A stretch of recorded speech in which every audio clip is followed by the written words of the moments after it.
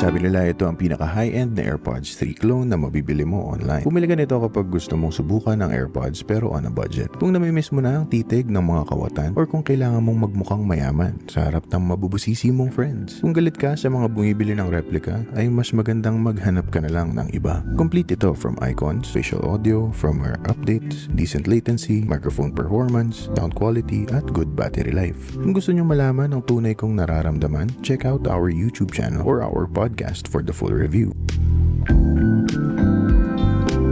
Para sa video na to, re-reviewin natin ang AirPods 3 copy na merong Airoha chip from JBTech. This is the Airoha AirPods 3 1.5 HS. Kung interesado ka sa ganitong video, binili ko rin ang AirPods Pro replica from JBTech at na-review ko rin ito. If ayaw mo mamiss ang release ng video na to, make sure to subscribe and turn on the notification bell para notified kayo if meron kaming bagong upload.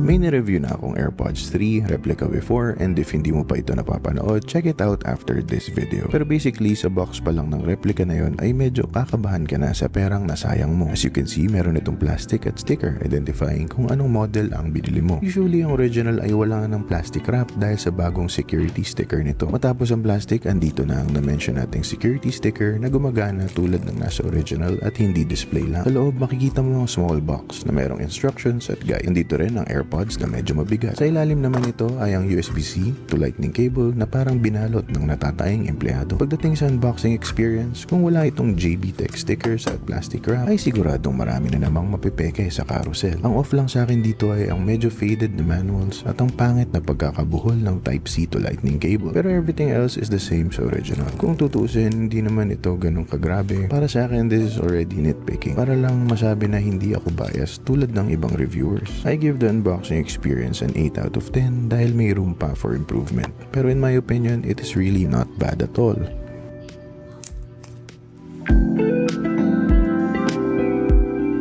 Solid ang build quality nito. Kung gusto mong magmukhang mayaman up close at from a distance, then ito na ang earbuds na para sa'yo. Ipahawak, ipahaplos, ipahimas, paamoy mo pa sa mga tropa mo ay sigurado kung hindi nila mahalata na mas mura pa tong earbuds mo sa pinagmamalaki nilang nothing ear stick na i-review ko rin. Kaya make sure to subscribe to our channel. Sakto rin ang pagkaputi nito. Hindi siya beige, hindi rin pearly white, at lalong hindi warm white tulad ng ngipin mo. Ang white nito ay saktong mayaman white. Sa madaling salita, wala itong noticeable difference sa original. From the looks to the case weight, I say case weight specifically kasi ang weight ng case ay pareho sa original. Pero napansin ko yung difference nung hinawakan ko yung earbuds dahil mas magaan ang replica sa original ng konting-konti. Pero kailangan nyo malaman, marami nang tutuli ang AirPods 3 ko at sanay na ako sa kanyang bigat. Kaya kung hindi ka pa or sila nakahawak ng AirPods 3, ay sigurado akong they can't confidently say na peke ang AirPods mo. Jokes aside, solid ang build quality nito. Very surprised ako at malayong malayo dun sa una kong ni-review na mapapanood nyo gamit ang link sa taas. Sinuotan ko nga ito agad ng case para hindi ako malito. Ganun kaganda ang build quality nito.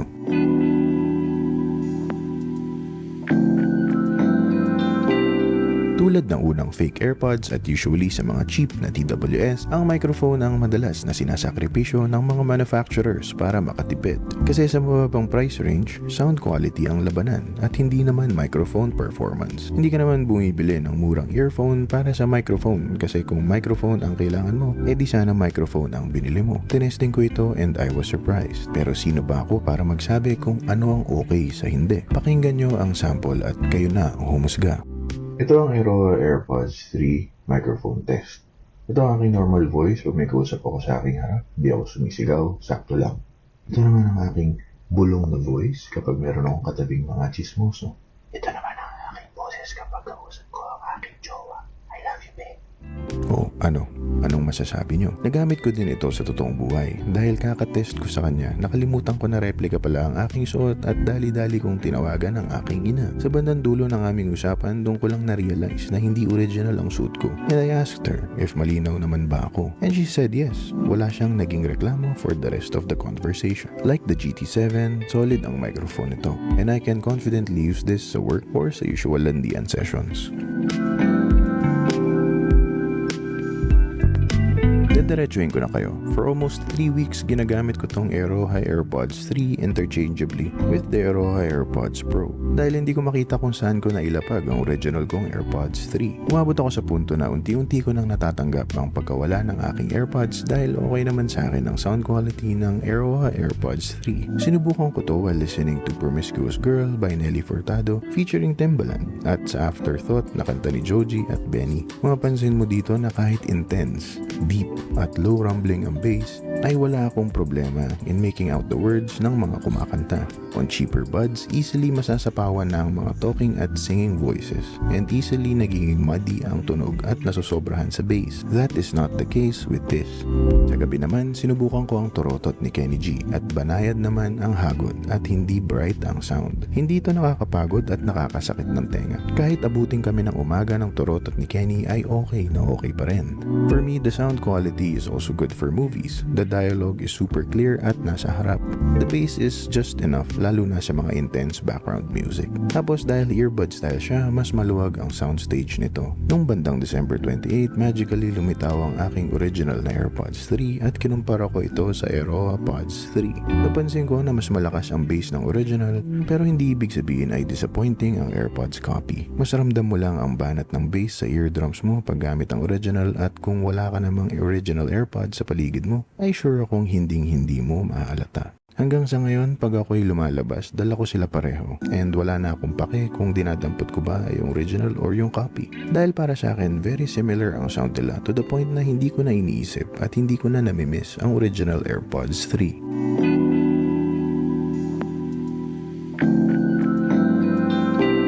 Wala akong naging problema sa latency ng mga AirPods at AirPods Pro copy na nabili ko ever since.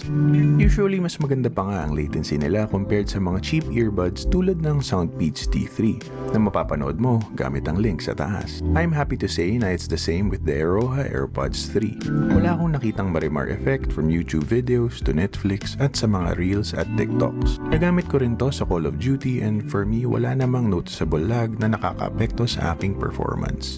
Ang weakness ng mga copy ay usually nasa connection strength. And I've said na kung kaya lang nila ma-maintain ang connection habang nasa bulsa, then napakagandang value na yon for the replicas. And with the Airoha AirPods 3, I'm happy to say na napakalakas ng kapit ng connection nito. Kahit nasa bulsa, sa harap, sa likod, sa tuhod, sa loob ng bag o kahit malapad pa ang iyong tiyan. Siguradong hindi ito madidisconnect ng basta-basta sa iPhone or Android phones ninyo. May napansin lang akong maliit na issue. Napansin ko pag one earbud lang ang gamit ko, ay parang nakakonect pa rin yung isang earbud na nasa case. Napansin ko to kasi I usually listen with just one earbud. For example, the left side. Tapos, when I try to wear both, napansin ko na parang walang lag at nakakonect agad yung right earbud sa aking device. This is not the case with my other branded TWS. Usually, if isa lang gamit, for example, yung left side, yung right earbud ay naka-sleep mode lang sa loob ng case. Then if nag-decide kang gamitin si right earbud ay mapapansin mo na merong delay bago mo madinig ang audio. Dahil kailangan pang gumising ni right earbud from sleep at mag-sync with your phone and the left earbud.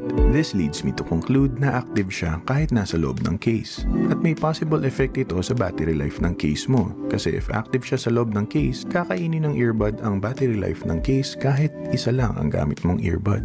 Speaking of battery life,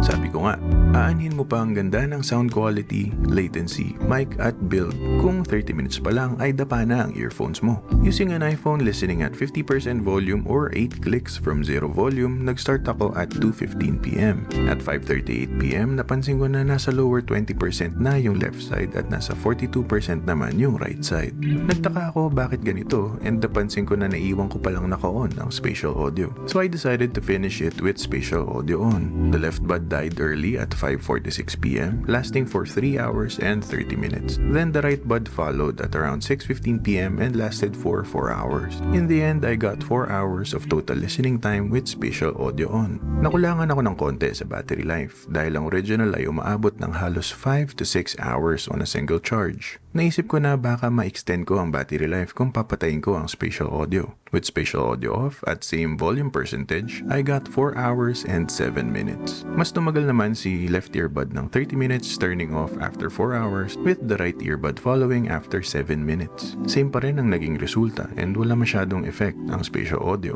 Pagdating naman sa case with 100% battery, nag-charge ako ng earbuds from 0%, then after mapuno ng earbuds, meron na lang 36% battery ang case. Sa ganitong lagay using the case, meron tayong extra 1.5 charges. Overall, battery life is just average, but impressive for replicas. Sa ganitong battery life, siguradong bago mamatay ang earbuds mo, ay tapos na ang pelikulang pinapanood mo.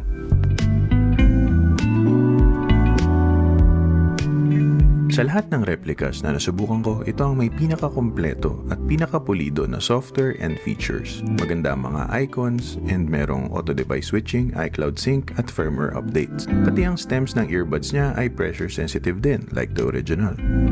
Sa squeeze controls ng earbuds, it works well at di hamak na mas maganda compared sa touch-sensitive controls na ginagawa ng karamihan ng replicas. Dahil dito ay makakaiwas ka sa accidental press at accidental checking ng mga tropa mo. Tulad ng original, gumagana ang mga buttons and accurate ang mga icons, pati yung sync animation. Pagdating sa spatial audio, I'm happy to report na it works. Pwede nyo matest ito sa Apple TV app and look for the trailer of Dunkirk para ma-feel nyo yung effect ng buong buo.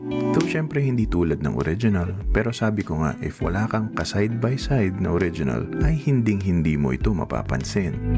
Pagdating naman sa auto-device switching, I am pleasantly surprised. Though I have to say na ang limit ng device switching niya ay up to 2 devices lamang. Though nare-recognize ito ng iCloud at nagsisync hanggang 2 hard connections lang ang kaya niyang i-maintain. Sa firmware updates naman, gumagana rin ito sa Android at may sarili itong app kung saan pwede mong ma-update ang firmware ng Airoha AirPods 3. Para malaman mo kung anong software ang bagay sa nabili mong Airoha AirPods, mas magandang mag-message ka sa seller ng shop kung saan mo ito nabili.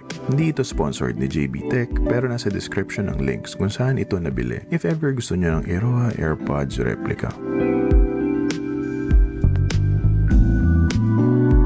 In conclusion, kung gusto mong magmukhang mayaman at kung mismo na ang riding in tandem sa area nyo, or kung gusto mo lang makipaghabulan sa mga kawatan para masunog mo ang makinain mo last Christmas, ay ito na ang earphones na para sa'yo. Kidding aside, naiintindihan ko na hindi naman lahat ay may pera para makabili ng mga authentic Apple products. I'm sure na hindi rin naman lahat ng kayang makabili ay ginagamit ito na pangporma lang or para magyabang sa mga friends. Mas marami pa rin ang gumagamit ng Apple products for the convenience it gives, lalo na if invested ka na sa Apple ecosystem. With that said, wala akong nakikitang masama sa pagbili ng mga replicas, lalo na if gusto mo lang namang maramdaman what it's like to own Apple products. At kung hinahanap mo ang the best replica na hindi sasayangin ng pera mo, then I suggest you go for these JBTech Airoha AirPods 3. Sabi ko nga, ang bare minimum ko for considering cheap earbuds ay sound quality, at least 3 hours of battery life, at decent latency and connection strength. Para sa akin, kahit pangit na yung iba, basta meron itong core features, then kaya na itong pagtiisan. With the Airoha AirPods 3 from JBTech, nakuha niya ang aking bare minimum requirements and so much more. Sa lahat ng nagamit kong replica, ito ang pinakamalapit in terms of all the icons, physical features, software features, microphone, sound quality, battery life, connection strength, and latency performance. Medyo mas mahal lang ito at 3,280 pesos. Pero at least hindi ka na magdadasal kung nascam ka ba ng mga hype man sa rating section ng Shopee. At the end of the day, dapat saktuhan mo lang din ang expectations mo kasi ito ay replica pa rin. And hindi tayo sure if yung experience mo ay magiging consistent sa na-experience ko in this review. Hindi ako sponsored ng JBTech pero natuwa ako sa customer service ng shop na ito and of course sa quality ng products. I highly recommend this store and ang mga AirPods replica nila. Meron din akong paparating na JBTech Airoha AirPods Pro and AirPods Pro 2 review. So kung curious ka, make sure to subscribe and press the notification bell para hindi mo ma-miss ang aming upload. May link ako sa Airoha AirPods 3 below. Make sure na dun lang kayo kukuha dahil maraming mga sellers na nagsasabing merong Airoha chip ang replicas nila pero wala naman pala. Nabasa ko pa sa JBTech na if ayaw mong bumili sa kanila, tutulungan kanilang mag-legit check ng ibang shop. Ganon sila ko-confident sa product and know-how nila. Kaya kung naghahanap ka ng close to mayaman copy ng AirPods 3, Then ito na ang earphones na para sa'yo. Click the link below para sa exact product link ng JBTech Airoha AirPods 3. Dito na natatapos ang ating video. Sana naman ay nagustuhan nyo ito. Kung naghahanap kayo ng mga review at news tungkol sa mga gadgets, consider subscribing or panoorin mo iba sa aming videos by clicking the card or yung suggested video sa huli. At dahil back to normal na tayo, kung wala ka namang time manood, we have Cubicle Hits Radio. Up on Spotify, Apple Podcasts, Google Podcasts, Stitcher Radio, and more. You can also follow us on TikTok, IG, and our Shorts channel for quick, bite-sized videos. If may questions kayo about this JBTech Airoha AirPods 3, comment nyo lang sa baba or send us DMs. Tapos baka ma-feature namin ang questions nyo sa aming mga videos at podcasts. Basta lagi nyo lang tatandaan, ang lahat ng ito ay opinion ko lamang. Bahala ka sa buhay mo.